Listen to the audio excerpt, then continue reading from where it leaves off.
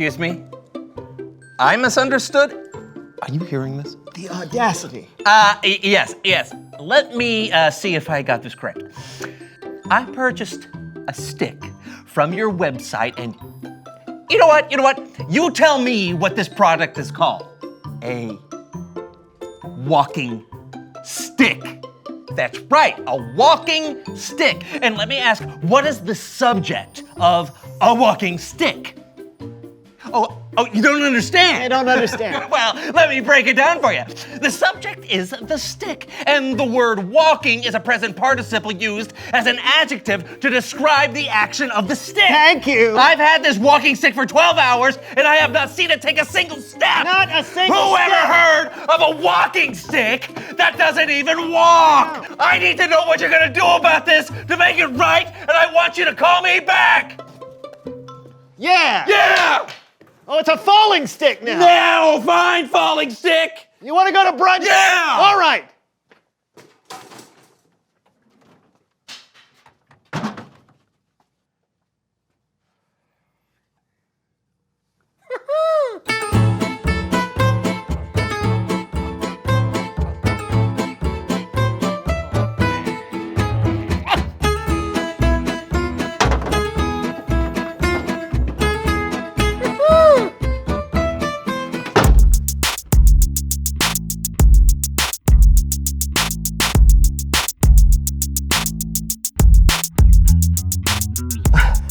Weasel. Weasel was his nickname. Yeah, that's right. Hello, everyone. I'm Brandon. I'm John. And welcome to the So-and-so Show. Well, John, it's been a fun month. Yeah. We've been learning all about kindness. Yes, and we've learned a lot about hiking in the great outdoors. That's right. I'd like to think that we've become a couple of experts. Indeed. And when you become a couple of self-proclaimed experts, you have to share that knowledge. Absolutely. So that's why we're starting a podcast. No, we're not. No, we're not starting a podcast. I mean, we have our own show, so we can just take the next few minutes and tell everyone what we've learned. Yeah. Why don't you go get your camping supplies, and I will go get mine. Perfect.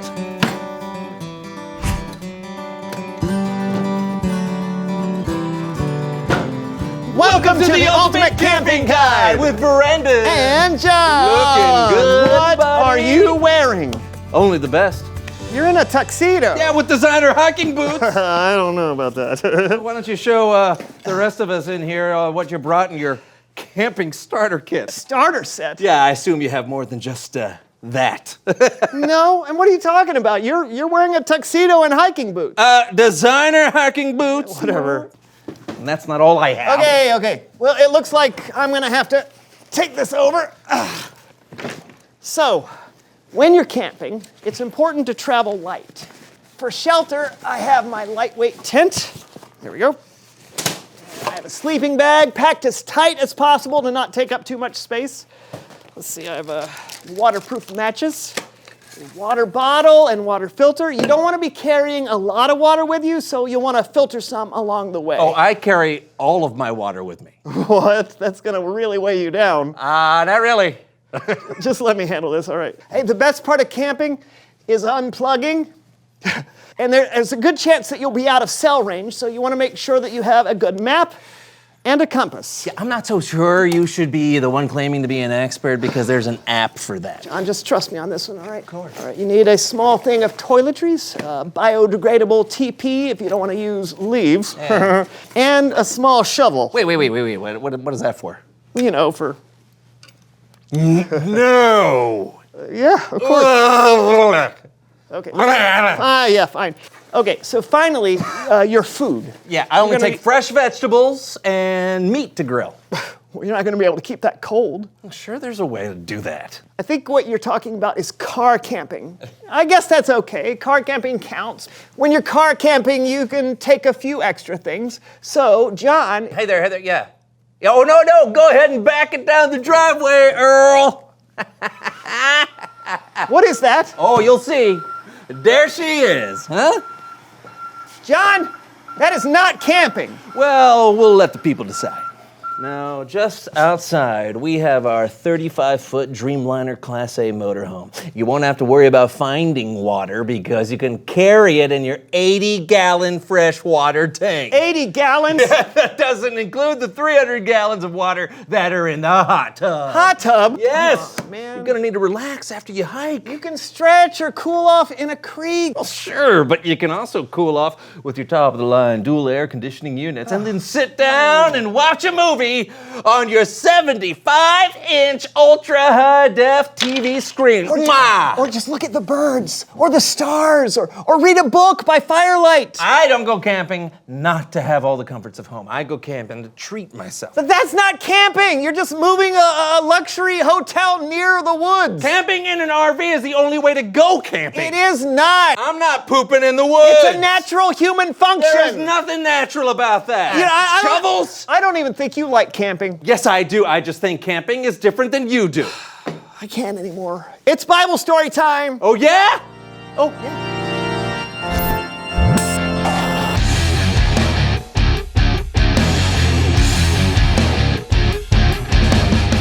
Hey fellas, how's it going? Do you like camping? I do. I mean, sometimes I like to go out with just the bare minimum of supplies. Exactly. But my aunt and uncle have this really nice RV that I get to use occasionally, which is also a lot of fun. I usually like to car camp though, where I sleep in a tent, but I can keep all my stuff in my car. Any way you can get outside and enjoy God's creation is A-okay with me. Well, I guess so. Do you have a story for us today? I sure do, but I think I'm gonna need your help. You up for it? Absolutely. Great. Our story today comes from Luke chapter 10. It is often referred to as the parable of the Good Samaritan. A religious leader asked Jesus what he needed to have eternal life. Jesus asked the man what the scripture said, and the man replied with 2 verses. Love the Lord your God with all your heart and with all your soul. Love him with all your strength and with all your mind. And love your neighbor as you love yourself. Jesus told the man if he did those things, he would have life. But then the man asked this question, who is my neighbor? And Jesus responded with this story. There was a man traveling down from Jerusalem to Jericho. Now, the road from Jerusalem to Jericho had a reputation for being extremely dangerous. It was a very narrow road, so it was a place that robbers could easily attack.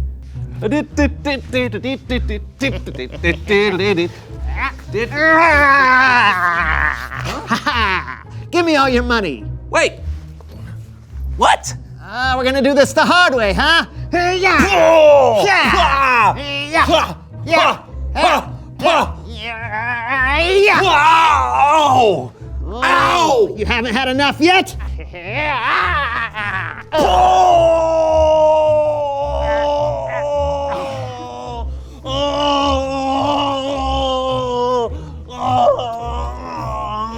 Please stop! Someone help me! I'll take that. Oh, good luck surviving in this heat. Hey, yeah.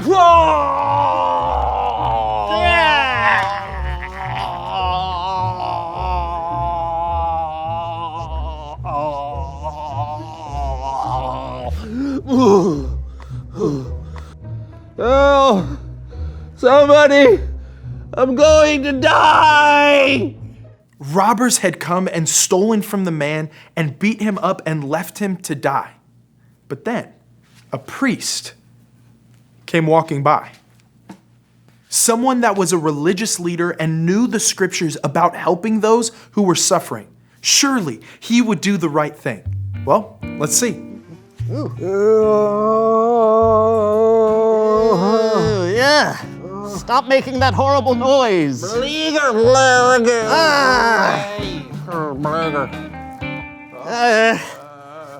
There's nowhere for me to cross. I can't look. Why don't they make these roads wider? Oh well, here goes nothing.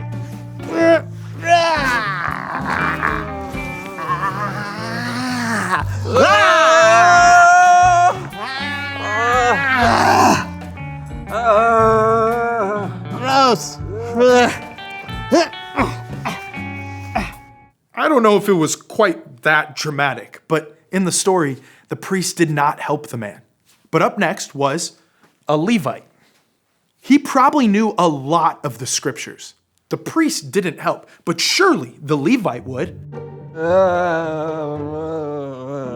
Nope.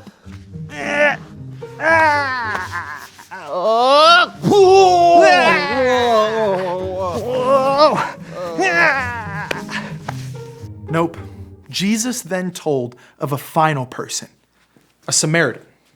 Now, it's important to know that Samaritans in that time were considered outcasts. The people who were listening to Jesus tell this story probably had an idea of Samaritans being untrustworthy and beneath them. So it may have been a little of a shock to hear of a Samaritan turning up in the story. The Samaritan came and found the man lying on the ground, and he took care of his wounds.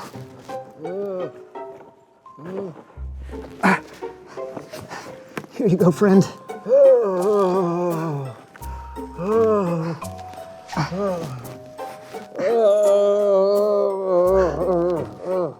Jesus says the Samaritan then put the man on his donkey. Okay, friend, let's get you on that donkey. Thank you, friend. Okay, help me a little bit. Okay, Just give me your hands. Okay. Okay, the donkey's got me. Here we go. Here we go. Oh! The pain! The agony! Alley-oop.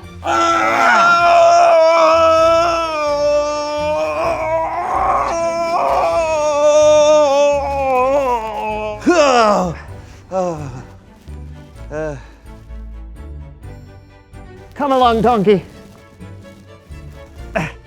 Jesus goes on to say that the Samaritan not only took care of the man's wounds on the road, but that he brought him to an inn and took care of him there, and the next day paid the innkeeper to take care of him while he was gone. Jesus then asked, "Which of the three do you think was a neighbor to the man who was attacked by robbers?" And the man who asked the question replied, "The one who felt sorry for him." Jesus told the man, "Go and do as he did." The end. Great story. Yeah, thanks for helping me out. Our pleasure. You know, I have to say, I've heard that story a few times, but it's always good to hear again. Same. It's really cool to see the Samaritan be kind to someone who is so different. I mean, I have a hard time being kind to my friends sometimes when I think about something differently than they do. Right, but Jesus calls us to be kind to everyone, not just the people who are like you, but even people who are different from you. That's awesome. Hey, thanks for the story. You bet. Later. Okay, so maybe camping out in an RV isn't the only way to go camping. Are you kidding? Air conditioning in the woods would be amazing. I want to try it your way next time. And I just want to get out there and rough it for a change. You know, really experience the wide open world. I guess it's possible to be different and still be kind to one another. You know what? I think you're right. Yeah. So, Reveal the question. how can you care for people who are different from you? There are lots of ways we're different from one another. We look different, we act different, dress different, think different. How can we care for each other? Yeah, maybe there's someone you feel like you have nothing in common with. Maybe you can eat lunch with them and ask them what they like to do for fun. You might know someone who doesn't speak the same language as you. You can have them teach you some new words, and then you can do the same. Or maybe you know someone who doesn't look exactly like you. Find some things you have in common. It's important we care for everyone the way Jesus did. And like the Good Samaritan. Yes, so go and talk about it. How can you care for people who are different from you? And we'll see you next time on The So-and-so Show. Now, my friend, to the woods. I'll drive. All right. I'll bring my shovel. You. It's best to be prepared. Right. I'll Where go we're first. going, we don't need shovels. Hey, we just got some handwritten correspondence in our So-and-so Show mailbag. Okay. It's a box, but all right. This is from Olivia in California. All right, here we go.